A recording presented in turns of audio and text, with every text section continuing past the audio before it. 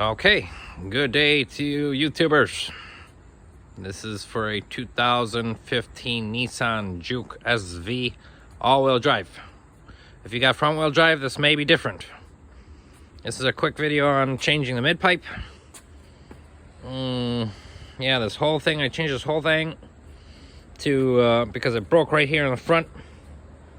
We're connected to the catalytic converter, I think. It was rusted out and snapped. And so this whole thing was changed. This will be a quick video on quick explanation on how this was replaced. Okay, here we're back. All right, I got this exhaust repair finished on this vehicle, but for this mid pipe. But so here we go. Let's take a look underneath. One very important tool that you'll need is this tool right here. It helps remove the rubber connectors that are connected to the to these guys. We'll go under there and take a look. There's rubber connecting this piece to the piece on the car. There's a piece of rubber, and you put this over like that. You squeeze it, and it removes the rubber from this. From that metal piece there. So let's go underneath. All right, so it's been replaced here. These spring bolts, you just remove like any other bolts. They broke on you. I hope you don't have a problem removing it. That might be a serious issue. I barely removed the ones that were on here, the bolts, and I hope you don't have an issue, because if you do, you might have to do some cutting. I don't know. It might get too deep of a job. I don't know, but this is a split flange. The flange on this catalytic converter broke off when removing the spring bolts. So this is a split flange. It's just, you know, it's just a clamp that goes over here, and then it's got holes. I had to buy new bolts, extra long bolts, because the bolts they give you are too short. So that repairs that flange. It's probably going to be bad. So it's a split flange from AutoZone. New bolts. Save the springs and just snug it down until it stops, and then maybe back it off a little bit. It's supposed to flex a little bit. From Amazon, they give you this whole assembly in two pieces. So it connects right there in two pieces, that whole pipe. Just a regular clamp goes on there. And they give you the whole thing, the med pipe on Amazon for $100 and something, that whole pipe. And they give you a new donut gasket. I didn't remove the donut gasket. I don't know. I was afraid it might be too difficult. It was a little bit chipped off, but it's still sealed fine, the donut gasket that was on there. They say you're supposed to chisel it off. I didn't feel like doing that, but if yours is in really bad shape or broken, then yeah, by all means replace it. It comes with the new pipe, the donut gasket inside there. So okay, so yeah, you're most likely gonna need that split flange from AutoZone, you know, extra long bolt, and because the bolts that come with the split flange are too short. And that's pretty much it. So, but going to the back, this is also very important. Right too. Oh yeah, and this is where you need that tool I was mentioning. Remove these guys. Without that tool, I think it's very difficult, if not impossible, to remove. So yeah, let's go at it from behind, and then push, squeeze it, and it removes it. Putting it back on, I had to lube it with grease.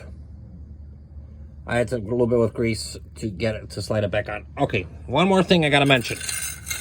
In the back over here, there's two more bolts. There's two bolts at the very back holding the connector back there. There's two bolts. Here's the thing. They broke on me. They both broke on me. Okay, so what else is new? Instead of replacing the whole muffler with that attachment, it's very important that you use a cobalt drill bit, not a K-O-B-A-L-T cobalt, a C. It's spelled C-O-B-A-L-T, cobalt with a C. Those are extra sharp hardened, and you have to get behind here, drill 2 holes. I just drilled two 1/4-inch holes, and you need two cobalt drill bits. They go bad after one use, but they're the sharpest drill bits out there. And just put a nut and bolt, and there's a gasket inside there. Use some what do you call it, weather stripping adhesive to glue it on, you know, and that dries within a few minutes. And then to hold it in place, there's just a flat washer that goes on there. It's about 2-3 millimeters thick, but let me go back here and see, so you see it from this end. Let me go. You have to drill it from behind. 1 second. It's either you drill it from behind, or you gotta buy a new muffler. And that's a lot more work, I think. If not impossible, I don't know. Very difficult. Let's get behind here. So you see, doesn't look very pretty. It's off-centered, but it holds perfectly fine. Both these bolts broke on me, so I had to drill it out. Make sure it's a cobalt drill bit. This one happens to be a 1/4-inch. I like that size. I had spare 1/4-inch bolts. And, yeah.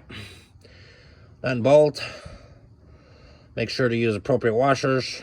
Don't use too big of washers. I had to use a small washer and a big washer so you don't want those nuts going through the washers. So that's the whole job. You know, I'm kind of like a slowpoke. This job took me about 8 to 12 hours, maybe 10 hours, about 10 hours. Going to the store and back and jacking it up. You know, removing it, I put a floor jack in the front there. You know, holding it up in the front, a little floor jack. No, not a floor jack, a little jack stand in the front while I was working in the back here to help hold it in place. So that's the job. So thank you so much. Goodbye. Advanced Auto Parts sells this. It's called exhaust removal pliers. Lyle 38350 is the part number. Lyle 38350. Advanced Auto Parts sells this exhaust removal pliers. So, I forgot to mention that. Thank you. Okay, I think this is the last thing I need to mention is those spring bolts that are connected to the catalytic converter. I had to heat them up for a good 20-30 seconds each before trying to loosen them with a propane torch. You got to put heat on it for a good 20-30 seconds, maybe up to a minute. Till it starts getting glowing red, and then you can loosen it, and then for a few turns, and then it's gonna seize up again, and then you gotta heat it up with a propane torch again for half a minute again, loosen a little bit, and keep repeating. That's also very important because those spring bolts are on there with a death grip. And one other thing, the split flange I used was a 2.5 inch split flange. Okay, I think that should do it. Thank you.